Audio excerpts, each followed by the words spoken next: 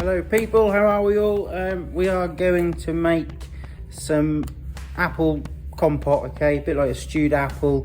If anything, you could use it for an apple crumble, or we could use it for apple charlotte, or, you know, it's nice to have in the fridge. We've got two different sorts of apple. We've got a Braeburn apple here, okay? So and then we've got a cooking apple, okay? So very sharp, but this is going to cook down to more of a puree. Okay, then we're going to add the sweetness of the Braeburn in the end for a bit of texture as well. Okay, so we're going to peel the cooking apples, but we're going to leave the skin on the Braeburns. Okay, so I'm going to go for that with you now. Okay, so I've peeled my cooking apples, okay, and put in some lemon water. It's just to stop them going too brown, okay?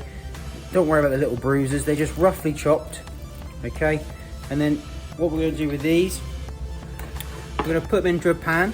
Okay, so don't worry if there's a little bit of water, it's going to help it break down, okay, but we don't want a lot of water, we want quite a dry compote.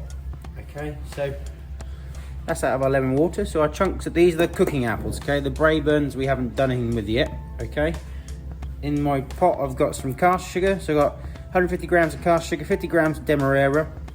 We've got a little bit of vanilla paste or vanilla essence, just a teaspoon, and then we've got half teaspoon of cinnamon, half teaspoon of mixed spice.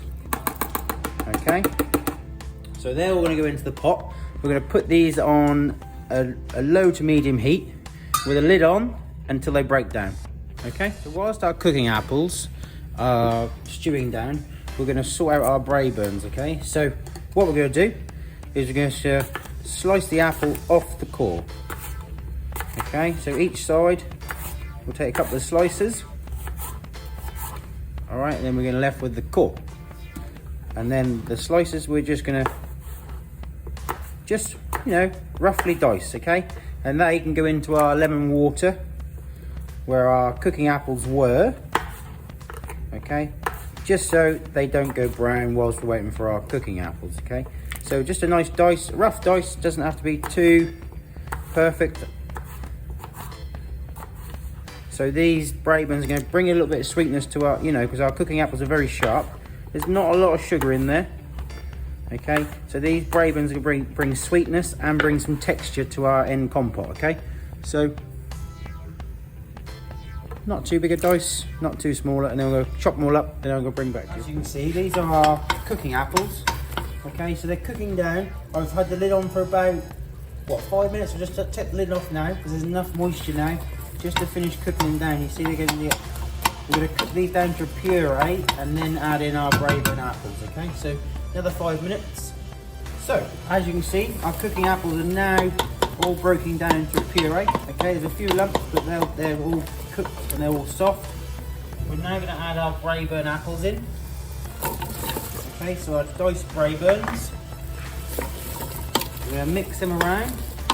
We're going to put the lid on for 5 minutes, and we're going to give them a stir and see what they're like. We want the Braeburn apples to cook, but obviously they're going to break down, so they're going to still be whole. Okay, we're going to add a little bit of texture and sweetness. So as you can now see, okay, it's all cooking down. The Braeburn apples are nearly there. You want to cook them till they're soft, okay? You don't want them too crunchy. So it's going to be another 5 minutes. I took the lid off now, so no more lid, so we don't get too much moisture and it's not too runny. Okay, so just keep cooking it until them Braeburn apples are nice and soft. Here is our apple compote all done. Okay, so our Braeburn apples are nice and soft now, but they're still whole. It's nice texture, it's not too thin. Okay, and there we are. Just let it cool, and then we'll use it for a couple of things.